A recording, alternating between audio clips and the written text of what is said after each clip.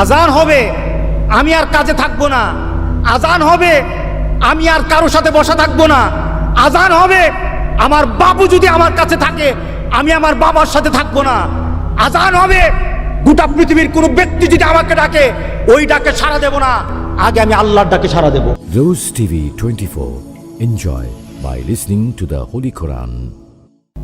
মুসলমান অর্থ, টাকা পয়সা আর পৃথিবীর সম্পদ নিয়ে, পৃথিবীর সম্মান, মর্যাদা, ক্ষমতা নিয়ে মুসলমান নিজেকে বড় মনে করে না। মুসলমান বড় মনে করে ঈমান নিয়ে, আমল নিয়ে। সুবহানাল্লাহ বলেন না? মুসলমান কি নিয়ে বড় মনে করে? পৃথিবীতে যদি সম্পদ আর পৃথিবীর ব্যক্তিগত সম্মান নিয়ে যদি পৃথিবী মানুষ বড় হয়, তাহলে বুঝতে হবে সাহাবায়ে কেরামের কি ছিল, আমার রাসূলের ঘরে কি ছিল। যারা জান্নাতের সুসংবাদ পেয়েছে দুনিয়া থেকে, তাদের ঘরে কি ছিল? কিছুই ছিল না। কিন্তু তারা পৃথিবীর মধ্যে শ্রেষ্ঠ মানব ছিলেন, সন্দেহ নাই। কি বলেন, ঠিক আছে কিনা বলেন? ওই শ্রেণীর মানুষ হতে হবে আমাদেরকে। আমাদেরকে মুসলমান আল্লাহ বানিয়েছেন। মুসলমান হওয়ার পিছনে উদ্দেশ্য একটাই, আমাদের চাহিদা একটাই, যে আমরা মুসলমান হয়ে জন্ম নিয়েছি, শ্রেষ্ঠ আমার ধর্ম, আমার রব শ্রেষ্ঠ, আমার রাসূল শ্রেষ্ঠ, আমার কোরআন শ্রেষ্ঠ। যারা এই সব কিছু নিয়ে থাকে তারাও শ্রেষ্ঠ। কথা ঠিক আছে কিনা বলেন? তারাও শ্রেষ্ঠ। সুতরাং শ্রেষ্ঠত্বের দাবি নিয়ে আমরা কবরে যেতে চাই। কে কে রাজি আছে?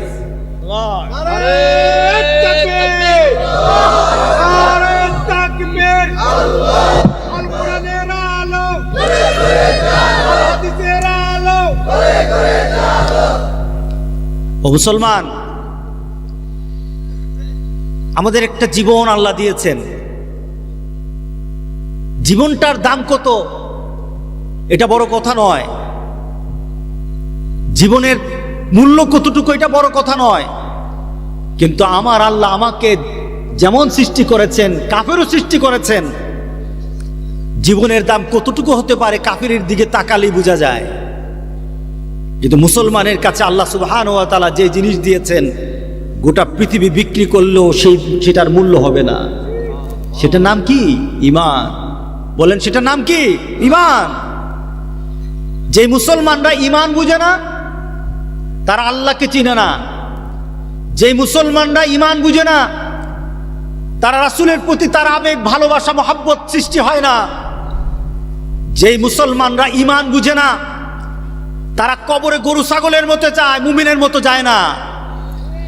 যেই মুসলমানরা ঈমান বুঝে না, কাল হাসরের দিন তারা নবী রাসূলের দিকে সাথে থাকবে না, তারা আবু জাহেল, আবুল হাবের সাথে থাকবে।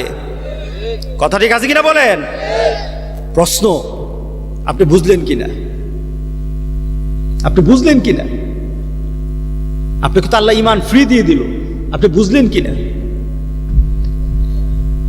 গোটা পৃথিবীতে মানুষকে বুঝানোর জন্য আল্লাহ সুবহানাহু ওয়া তাআলা, আল্লাহ বুঝেন যে মানুষ তার কথা সরাসরি বুঝবে না।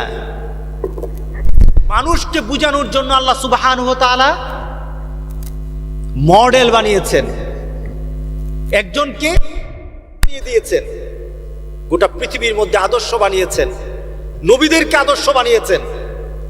আর পৃথিবীর শ্রেষ্ঠতম নবী, শ্রেষ্ঠতম আদর্শের নাম হলো মুহাম্মদুর রাসূলুল্লাহ। এর উপর তো কোনো আদর্শ হতে পারে না, এর উপর কোনো মর্যাদা হতে পারে না। সেই রাসূল পাক সাল্লাল্লাহু আলাইহি ওয়াসাল্লামের উম্মত আমরা, ঠিক না? আমরা রাসূল পাক সাল্লাল্লাহু আলাইহি ওয়াসাল্লামের উম্মত হয়েছি, কেমন মর্যাদা পেয়েছি? রাসূল পাক সাল্লাল্লাহু আলাইহি ওয়াসাল্লাম বললেন, হাসরের ময়দানে সবাই দাঁড়ানো থাকবে, সব নবীরা দাঁড়ানো থাকবে, সকল নবীদের উম্মত তার পিছনে থাকবে। সবার কাতার, কেউ কারোটা হবে 50 জনেরও হবে, আবার 1,00,000 জন হবে, 1000 জন হবে। হাসরের ময়দানে আমার উম্মতের কাতারটা সবচেয়ে বড় হবে। আমার উম্মতের কাতার সবচেয়ে বড় হবে, আমি তার জন্য গর্ব করি না। ও আমার উম্মতেরা, যতক্ষণ পর্যন্ত জান্নাতে তোমার নবী না ঢুকবে ততক্ষণ পর্যন্ত জান্নাতে কেউ ঢুকবে না। তোমার নবী প্রথম ঢুকবে, শুধু তোমার নবী প্রথম ঢুকবে না, যতক্ষণ পর্যন্ত তোমার নবীর উম্মতেরা জান্নাতে না যাবে অন্য উম্মতরা ঢুকতে পারবে না। আমাদের মর্যাদা বাড়লো না কমলো? হ্যাঁ, হাসরের ময়দানে সকল নবীদের একটা সিম্বল হবে, একটা চিনে নেওয়ার মতো একটা চিহ্ন থাকবে। সব নবীদের উম্মত চিনা যাবে, উম্মতে মুহাম্মদের চিনা যাবে। সুবহানাল্লাহ বললেন না? রাসূল পাক সাল্লাল্লাহু আলাইহি সাল্লাম বললেন যে হাসরের ময়দানে সকল নবীদের একটা চিহ্ন, উম্মতের চিহ্ন হবে, আমার উম্মতের একটা চিহ্ন থাকবে। বলেন তো দি, উম্মত হতে হলে চিহ্ন দরকার আছে কিনা? কার কার নাই? কার কার দরকার নাই? রাসূল পাক সাল্লাল্লাহু আলাইহি সাল্লাম বললেন যে হাসরের ময়দানে আমার উম্মতের চিহ্নগুলি হবে। মা আয়েশা সিদ্দিকা রাদিয়াল্লাহু তাআলা আনহা বললেন, ইয়া রাসূলুল্লাহ, হাসরের ময়দানে এত মানুষ হবে, আপনার উম্মতকে কিভাবে আপনি চিনে নেবেন? আপনার উম্মতকে কিভাবে চিনবেন? রাসূল পাক সাল্লাল্লাহু আলাইহি সাল্লাম বলেন, আয়েশা রে, একটা মাঠে লক্ষ লক্ষ ঘোড়া আছে, সবগুলো ঘোড়া এক ধরন, আর একটা ঘোড়ার কপাল সাদা, কপালের দাগ আছে, গোরা মুহাজ্জালিন, এমন দাগ সূর্যের আলোর মতো জ্বলজ্বল করে। ও আয়েশা, বলো তো দেখি, লক্ষ ঘোড়ার মধ্যে ওই ঘোড়াটা পাওয়া যাবে কিনা? আয়েশা রে, হাসরের ময়দানে সব উম্মত দাঁড়ানো থাকবে, সবাই দাঁড়ানো থাকবে, আমার উম্মতেরও দাঁড়ানো থাকবে, কিন্তু আমার উম্মতগুলির চেহারাগুলির মধ্যে আকাশের সূর্যের মতো আলো দিতে থাকবে, নূর জ্বলতে থাকবে, তার হাতগুলি নূর জ্বলবে। যে দুনিয়া থেকে নূর নিয়েছে ওই জায়গায় পর্যন্ত নূর নূর জ্বলতে থাকবে। এত আস্তে সুবহানাল্লাহ বললেন? দুনিয়া থেকে যারা নূর নিবে, আখিরাতে সেই নূর রাসূলের দৃষ্টিতে পড়বে। রাতের অন্ধকারে আপনি কোথাও দাঁড়িয়ে আছেন, অন্ধকার, আরেকজন কেউ আপনাকে খুঁজতেছে, আপনার হাতে একটা টর্চ লাইট আছে, আপনার টর্চ লাইট যদি তাকে বাড়ি দেন, এভাবে টর্চ লাইটটা জ্বালান, আপনাকে পাওয়া যাবে কিনা? বলেন না, পাওয়া যাবে কিনা? মাঠের মধ্যে আপনার ছেলে একদিক, আপনি একদিক, এখন আপনার টর্চ লাইট মারলেন, মেরে ছেলেকে বললেন, এই ছেলে আমি এখানে, ছেলে দেখবে কিনা? আর অন্ধকারের মধ্যে যদি পরে থাকেন, টর্চ লাইটটা যদি না থাকে, আলোটা যদি না থাকে, নূরটা যদি না থাকে, তাহলে বলেন তো আপনার ছেলে জীবনে আপনি খুঁজে পাবে? পাবে না। হাসরের ময়দান বিভীষিকাময় অবস্থা, সূর্যটা মাথার উপর চলে আসবে। অমিয়া, আগামীকাল আসবে না? আগামীকাল একটু সূর্যের দিকে তাকায় থাকেন তো দেখি কেমন লাগে। সূর্যটার দিকে তাকিয়ে থাকেন, কেমন লাগে? আপনার চোখ দিয়ে কিছু দেখা যাবে না, লম্বা সময় তাকিয়ে থাকলে চোখটা থাকবে না, এত পাওয়ার। কিন্তু কত দূরে আছে বলেন না? কতটুকু? অনেক দূর, এখান থেকে ঢাকা পর্যন্ত নাকি? কোনানে কসবা কই আছে? 9,30,00,000 মাইল দূরে, 9,30,00,000 মাইল দূরে। এই দূরটা কিন্তু বৈজ্ঞানিকরা বলেছেন, আসল নাপ কিন্তু এখনো কেউ বলতে পারে নাই। এত দূর থেকে কোরআন, সেই যখন সূর্য যখন তা দেখ, আরাম লাগে না? খুব ভালো আরাম লাগে নাকি? হ্যাঁ, গরমটা কেমন লাগে? একটু কিছুক্ষণ দাঁড়ায় থাকার পরে খালি কোথায় লুকানো যায়, কোনখানে ছায়া পাওয়া যায়, এগুলি তো খোঁজা আরম্ভ হয়। কথা ঠিক না? আর ঠিক ওই সূর্যটাকে একটু খেয়াল করেন, ঠিক ওই সূর্যটাকে আপনার মাথার উপর, ঠিক মাথার উপর, এই মাথার উপর যখন চলে আসবে, যারা কোরআনওয়ালা তারার মাথার উপর আসবে, যারা কোরআনের কাছে আসে নাই, নামাজ পড়া নাই, তারা ওইখানে থাকবেই না, অন্য জায়গায় থাকবে নাকি? হ্যাঁ, কি বলেন? যারা আমরা একটু ভয় টয় পাই, একটু কোরআন টোরআন পড়ি, হুজুর আপনারই ধরবো, হাসরের মধ্যে আপনারই বিপদে পড়বেন, আমরা ভালোই আছি, দুনিয়া তো ভালো, আখেরাত তো ভালো। কি বলেন, তাই নাকি? হ্যাঁ, ময়দানে দাঁড়ানো হবে, আপনি যেমন দাঁড়ানো থাকবেন, মোমেন বান্দা যেমন দাঁড়ানো থাকবে, বদকারও দাঁড়ানো থাকবে। কিন্তু মোমেন বান্দা আর বদকার পৃথিবীর মধ্যে সবকিছু ব্যবহারের ক্ষেত্রে গুণগত মান এক ছিল। আমি এখন ভাত খাইলাম কার বাড়িতে? সেলিম ভুইয়ার বাড়িতে, ভুইয়া সাহেবের বাড়িতে ভাত খাইলাম। এখন আমি যখন মুরগি খেলাম, মুরগের গুস্ত খেলাম, আমার জিহ্বায় যেই মজা, যে নামাজ পড়ে না তার জিহ্বায় কি আরেক মজা? বলেন নাকি? একই মজা। খেজুর গাছের রস, নারিকেল গাছ, খেজুর গাছের রস শীতকালে মজা না? এটা কি আমার জন্য এক মজা, আরেকজনের জন্য আরেক মজা? মালিকের জন্য এক মজা, সুরের জন্য এক মজা, নাকি সব এক মজা? হ্যাঁ, সবার এক মজা। ওই সূর্যের আলো দুনিয়াতে আমার জন্য যেমন আপনার জন্য তেমন, কিন্তু আখেরাতের ময়দানে কিন্তু তা হবে না। মুমিনের জন্য মুমিনের অবস্থা হবে, মুমিনের জন্য আল্লাহ সুবহানাহু ওয়া তাআলা তার তাপকে, তার সহনশীল পর্যায়ে নিবে। বদকার তার বদের আমলের কারণে তার অবস্থা তেমন হবে, তার মাথাটা পর্যন্ত ফেটে যাবে, গরমের তাপে মাথা ফেটে যাবে, মাথার মগজটা পর্যন্ত বের হয়ে যাবে। হাসরের ময়দানে রৌদ্রের তাপে আল্লাহ সুবহানাহু ওয়া তাআলার সামনে সবাই দাঁড়ানো, আল্লাহর সামনে সবার কাছে আজকে উপস্থিত হয়ে গেছে সবাই। এবার বিচার আরম্ভ হবে, কোর্টে দাঁড়ানো। বাংলাদেশের কোর্ট না, পৃথিবীর কোর্ট না, আহকামুল হাকিমিন সেখানে বসা। আল্লাহু আকবার। আহকামুল হাকিমিন আল্লাহ সুবহানাহু ওয়া তাআলা তিনি একজন চূড়ান্তভাবে মালিক ইয়াউমিদ্দিন হয়ে বসে আছেন। তিনি বিচার ফায়সালা আরম্ভ করবেন, বিচার আরম্ভ করবেন।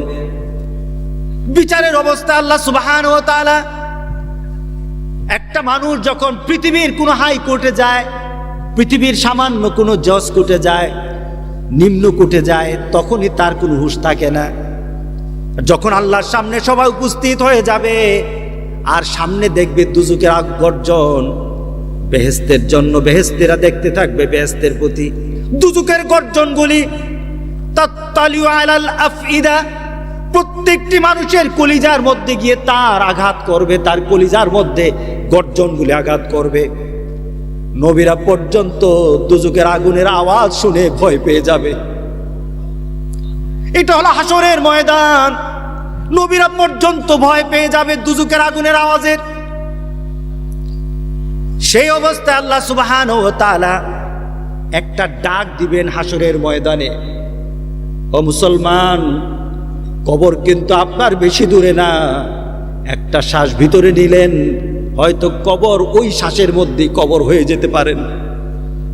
আরেকটা শ্বাস ফেলে দেওয়ার পর নতুন কোনো শ্বাস হয়তো আপনার ভাগে জুটবে না, আপনার কবরটা কিন্তু অতি নিকটে। কেউ যদি বলে কখন কিয়ামত হবে, ফাকাদ কামাত কিয়ামাতাহু, মান মাতা ফাকাদ কামাত কিয়ামাতাহু, যে মরল তার কিয়ামত হয়ে গেছে, কিয়ামত আরম্ভ হয়ে গেছে, তাকে নতুন কিয়ামত আর হবে না, তার জন্য তার দেহের কিয়ামত হয়ে গেছে, আবার আরেকটা কিয়ামত হবে। 4 ধরনের কিয়ামত আছে। ওই কিয়ামত যখন আরম্ভ হয়ে যাবে, সবাই এখন বিভীষিকাময় অবস্থা সৃষ্টি হয়ে যাবে আল্লাহর দরবারে উপস্থিত। এখন তো বিচার হবে। কিসের বিচার হবে? কিসের বিচার হবে? ফামান ইয়ামাল মিসকালা যাররাতিন খায়রান ইয়ারা ওয়া মান ইয়ামাল মিসকালা যাররাতিন শাররান ইয়ারা। মাবুদ সুবহানাহু ওয়া তাআলা কোরআনে কারিমে আমাদেরকে জানিয়ে দিলেন, তোর বিচার আমি কেমন ভাবে করব। রাতের আধারে গোটা পৃথিবীর কেউই দেখে নাই, তোর স্ত্রীও দেখে নাই, গোটা পৃথিবীর কেউ তোকে দেখে নাই। রাতের আধারে এমন একটা কাজ করেছস, মনে মনে চিন্তা করেছস, কেউই দেখে নাই। আল্লাহ বলেন ওইটা তোরে হাসরের দিন দেখাইয়া দেব। হাসরের দিন গোটা পৃথিবীর মানুষের সামনে ওই কথাটাও দেখাইয়া দেব। রাতের অন্ধকারে, রাত্রের বেলা শুয়ে শুয়ে, বিছানায় শুয়ে শুয়ে তুমি আরেকজন মানুষের জন্য তুমি খারাপ চিন্তা করেছো। তুমি মানুষের জন্য ভালো চিন্তা করো নাই, খারাপ চিন্তা করেছো। আল্লাহ বলেন তোমার চিন্তা তো কেউই দেখে নাই। পাশে স্ত্রী ছিল, স্ত্রীও টের পায় নাই, কিন্তু আরশের মালিক আমি আল্লাহ কিন্তু টের পেয়ে গেছি। আল্লাহু আকবার। আমি কিন্তু টের পেয়ে গেছি। হাসরের দিন ওই কথাটা পর্যন্ত তোর সামনে উপস্থিত করব। আল্লাহু আকবার বললেন না? আল্লাহকে চিনা দরকার আছে কিনা বলেন? হাসর বোঝা দরকার আছে কিনা বলেন? আল্লাহু আকবার, আল্লাহু আকবার। আফসোস হবে, আফসোস করবেন, আফসোস করবেন। ওই আফসোসের কথা আজকে কোরআনের যে আয়াত তেলাওয়াত করলাম, এই আফসোসের কথা আছে। হাসরের ময়দানে গিয়ে কিছু আফসোস করবে লোক।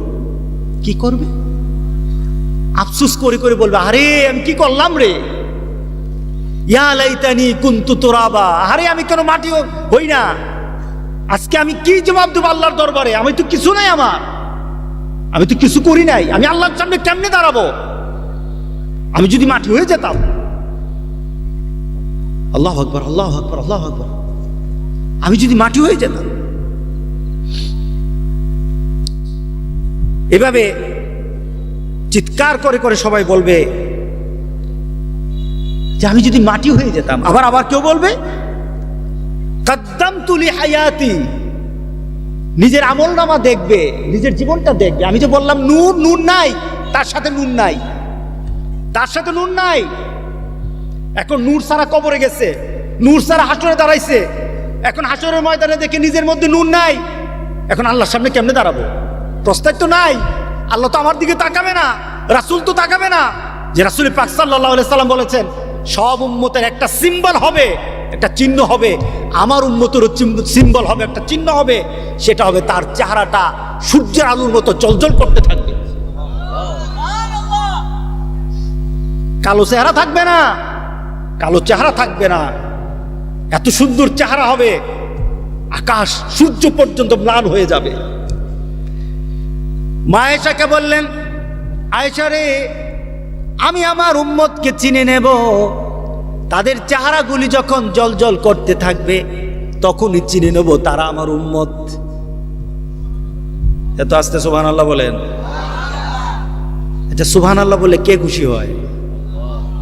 আর যত মিছিল মিটিং করতেছেন, কে খুশি হবে? নেতা খুশি হবে, কেন কেউ খুশি হবে। রাগ করবেন না, কোন নেগেটিভ সেন্সে বলতেছি না। আপনার নেতা আপনার প্রতি খুশি হবে, যে কোনো ধরনের নেতা খুশি হবে। এই খুশিতে আপনি কি পাবেন বলেন তো? আর আল্লাহরে যদি খুশি করতে পারেন কি পাবেন বলেন তো দেখি? সুবহানাল্লাহ বললেন না? এই জবানের মধ্যে যত, রাসূল পাক সাল্লাল্লাহু আলাইহি সাল্লাম বলেছেন সুবহানাল্লাহি ওয়ালহামদুলিল্লাহ ওয়া লা ইলাহা ইল্লাল্লাহ আল্লাহু আকবার, যে এই তাসবিহগুলি জপবে তার তাসবিহর সাথে সাথে জান্নাতে তার জন্য একটা গাছ লাগানো হবে। এত আস্তে সুবহানাল্লাহ, জোরে বলেন সুবহানাল্লাহ। আচ্ছা, জান্নাতের গাছগুলি ছোট না বড়? কত বড়? হ্যাঁ, জান্নাতের একটা গাছ এত বড় হবে, এক একটা গাছ, যে একটা গাছের ছায়া এত বিশাল হবে। ছায়াটা, গাছের ছায়াটা, বট গাছের ছায়া আছে না, বিভিন্ন গাছের ছায়া আছে না, ছায়াটা এত বড় হবে। একটা ঘোড়াকে যদি ছায়ার এক প্রান্ত থেকে আরেক প্রান্ত পর্যন্ত ছেড়ে দেওয়া হয়, ঘোড়াটা চলতে আরম্ভ করবে। ওই ঘোড়াটা 100 বৎসর পার হয়ে যাবে, গাছটার ছায়া শেষ করতে পারবে না। এত আস্তে সুবহানাল্লাহ। মান্দার গাছ পালি তো একটু বেশি সুবহানাল্লাহ কইবেন। যদি কোন হুজুর মান্দার গাছ দিব, এখন যদি কইতাম সবাই সুবহানাল্লাহ কইবেন, বাড়িতে গিয়ে দেখবেন মান্দার গাছ আছে, তখন জুড়ে সুবহানাল্লাহ কইতেন। আমি কইতেছি জান্নাতে এত বড় একটা গাছ পাওয়া যাবে, তবু সুবহানাল্লাহ মুখ দিয়ে বাইরে না। আসল কথা হচ্ছে বিশ্বাসই করা হয় না, বিশ্বাসই করতেছেন এত বড় গাছ কইতে পারে কিনা। কি বলে আপনাদের চিন্তা হলো হুজুর কি গাছ কইলেন, এটা ঘোরা বলে এটা শেষ করতে পারবেন না 100 বছরে, আপনি কি গাছের কথা কইলেন? আল্লাহ দিতে পারে কিনা? জোরে বলেন পারে কিনা? পারে কিনা বলেন? আমার মাহবুদি দিতে পারে, আমার মাহবুদি দিতে পারে। সুতরাং মুখের জবান যার যত বেশি জিকির দিয়ে ভরা থাকবে, জান্নাতে তার বাগানের মধ্যে তত গাছ বেশি থাকবে। আরো জোরে বলি সুবহানাল্লাহ। একটা স্লোগান দিতে পারবেন? কে পারবেন না? হাত তুলে। সবাই পারবেন? আপনারা একটা মিছিল দিবেন, স্লোগান দিবেন। জান্নাতে কিন্তু স্লোগান হবে, জান্নাতে কিন্তু স্লোগান হবে। জান্নাতের স্লোগানটা কার জন্য হবে? আল্লাহর জন্য। কার জন্য হবে? যারা এখান থেকে আল্লাহর জন্য স্লোগান দিবে তারা জান্নাতে গিয়ে ওই স্লোগানে যোগ দিবে। কে কে যোগ দিতে চান? নারে তাকবীর, নারে তাকবীর, আল কোরআনের আলো, আল হাদিসের আলো, মসজিদ আছে যেখানে, নামাজ আছে যেখানে, হক্কানি উলামায়ে কেরাম যেখানে, আলহামদুলিল্লাহ। একটু শরীরটা গরম হয়েছে নাকি? হ্যাঁ, আমি তো কিছু দিতে পারবো না, তবে স্লোগানটা আপনাদের রিজার্ভ রেখে দিলেন, আখিরাতে গিয়ে পাওয়া যাবে ইনশাআল্লাহ। বলে ইনশাআল্লাহ। এক একটা তাসবির কারণে আপনাকে একটা করে গাছ দেওয়া হবে। কোথায় দেওয়া হবে বলেন তো? এবার একটু তাত্ত্বিক কথা বলবো। কোথায় দেওয়া হবে? জান্নাতে।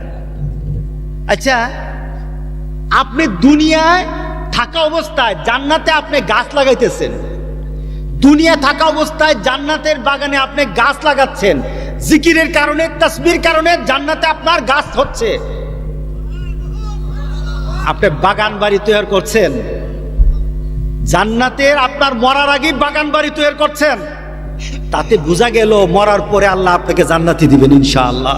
সুবহানাল্লাহ বলেন না?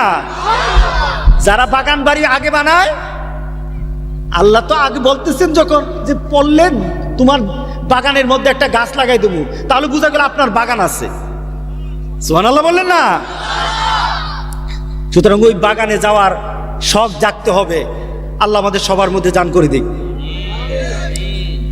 রাসূল পাক সাল্লাল্লাহু আলাইহি সাল্লাম আয়েশাকে বলেন, আয়েশা রে, আমার উম্মতগুলো আমি চিনে নেব, এত মানুষ থাকুক কিন্তু আমার উম্মত আমি ঠিকই চিনবো। কিভাবে? আয়েশা, শীতকাল চলে আসতো, বার্ধক্য চলে আসতো, বিভিন্ন সময় বিভিন্ন নিজের মধ্যে একটা কাজের স্পৃহা হারিয়ে ফেলতো, মনের মধ্যে দুর্বলতা, শারীরিক দুর্বলতা সৃষ্টি হতো। কোনো কিছু কাউকে পিছু হটাতে পারে নাই, কাজ থেকে এই কাজ থেকে বারণ করতে পারে নাই, পিছু হটাতে পারে নাই। আবার আমার উম্মতের চরম দুশমন শয়তান ছিল। আমাদের চরম দুশমনকে, জোরে বলেন চরম দুশমনকে?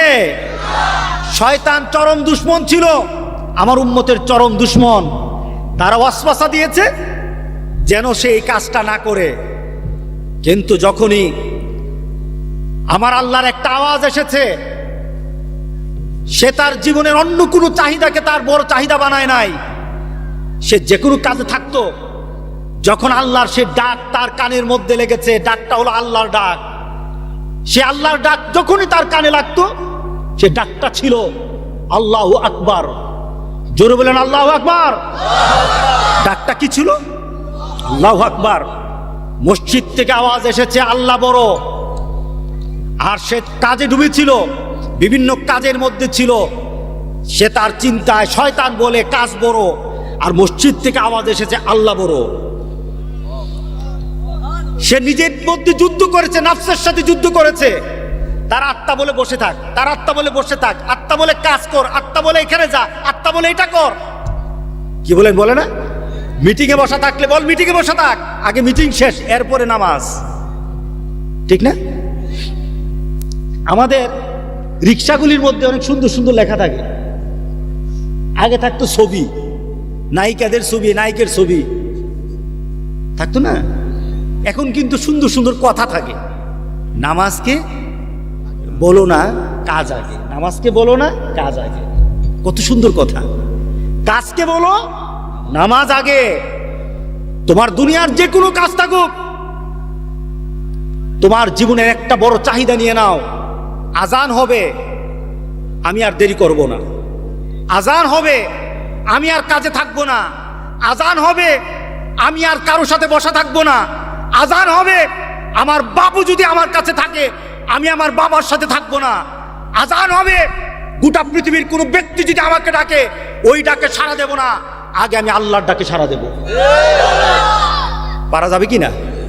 ও মুসলমান, পারা যাবে? যদি পারা যায় তাহলে আমরা এখন থেকে বলবো, নামাজকে বলবো না কাজ আগে, নামাজকে বলবো না কাজ আগে। যদি হয় কি হবে? যদি এটা করতে পারেন কি হবে? রাসূল পাক সাল্লাল্লাহু আলাইহি সাল্লাম বলেন, ওই উম্মতগুলি আমার উম্মত চিনে নেব। তাহলে বোঝা গেল যার মধ্যে এই দাগ থাকবে না, সে রাসূলের উম্মত বলে পরিচয় দিতে পারবে না। আমাদের সমাজে নামাজি বেশি না বেনামাজি বেশি? আস্তে কথা কয়, বলেন, জোরে বলেন, সাহস করে বলেন। বেনামাজি বেশি। তাহলে এই বেনামাজির অবস্থা কি? তুমি যতই আশিকে রাসূল হও, আশিকে রাসূল, মাশুকে এলাহি, আশিকে পান্দান, সিয়ায়ে দান্দান, কত সমাজের কত আশিকিরা আছে। এই আশিকি দিয়ে কাজ হবে না। তুমি যদি রাসূলের উম্মত বলে পরিচয় দিতে চাও, তোমাকে মসজিদে 5 ওয়াক্ত হাজিরা দিতে হবে। কথা ঠিক আছে কিনা বলেন? যারা দেয় না, আমার দৃষ্টিতে, আপনার দৃষ্টিতে যত বড় উঁচা মনুক আমার সমাজে, আখেরাতে তারা ফকির, মিসকিন, তারা গরিব, তারা তারা তারা লানত প্রাপ্ত, তা এর থেকে আর কিছু না। কথা ঠিক আছে কিনা বলেন? যত বড় কিছু, যত বড় কিছু। ও মুসলমান, আজকে বুঝতে হবে, আমি কি আমাকে বাঁচাতে পারবো কিনা, আমি কি আমার রাসূলের সাথে সম্পর্ক করাতে পারবো কিনা। যদি পারতে হয়, নামাজ লাগবে কিনা? জোরে বলে, নামাজ লাগবে। মা আয়েশা সিদ্দিকা রাদিয়াল্লাহু তাআলা আনহাকে রাসূল বললেন, যারা উযু করেছে, উযু করার সময় কি ধুতে হয়? বলেন, কি ধুতে হয় উযু করতে? ধরুন উযুর অবস্থা ধরুন, এখানে তো 90 জন ভাইয়া যাবেন উযু ধরলে। আর মাহফিলে, আপনার মাহফিলে আর আমু না। আপনি একটা টেরা মানুষ, উযু যেমনি মন্দির আপনি, আপনি কি হয়েছে উযু? হ্যাঁ, উযুতে কি করতে হয় বলেন? উযুর ফরজ কয়টা সবাই জানেন? জি না, সবাই জানেন না। যারা বলছে ওই যে সবগুলি চেহারা চিনি, সবগুলি নামাজির চেহারা, নামাজির চেহারাই আলাদা। সুবহানাল্লাহ বলেন। সীমাহুম ফি উজুহিম মিন আসারিস সুজুদ। যারা নামাজ পড়ে, একটা লোক অনেক ফর্সা, নামাজ পড়ে না, তার চেহারার মধ্যে ফর্সা হোক, কিন্তু তার চেহারার মধ্যে নূর নাই। কথা ঠিক আছে কিনা বলেন? আরেকটা চেহারা কালো, কিন্তু 5 ওয়াক্ত নামাজ পড়ে, চেহারার দিকে তাকায় দেখেন, নূর আর নূর আছে তার মধ্যে, তার মধ্যে নূর আর নূর আছে। আপনি নামাজ পড়তে গিয়ে যখন উযু করলেন, মুখটা ধুইলেন, হাতটা ধুইলেন, রাসূল বলেন, যারা শীতের রাত্রিতে আর উযু করতে গিয়ে হাতটা সুন্দর করে ধুয়ে নেয়, কাল হাসুরের দিন আল্লাহ এটাকে আর হাত রাখবে না, এটা নূর বানাই দিবে। ওই নূর আমরা চাই। আপনি আখিরাতে গিয়ে আল্লাহর সামনে কেমনে দাঁড়াবেন, রাসূলের সামনে কেমনে পরিচয় দিবেন? আপনার সাথে নূর নাই, আপনার সাথে নূর নাই। রাসূল পাক সাল্লাল্লাহু আলাইহি সাল্লামের সাথে আমরা যদি পরিচিত হতে হই, তাহলে নামাজ লাগবে।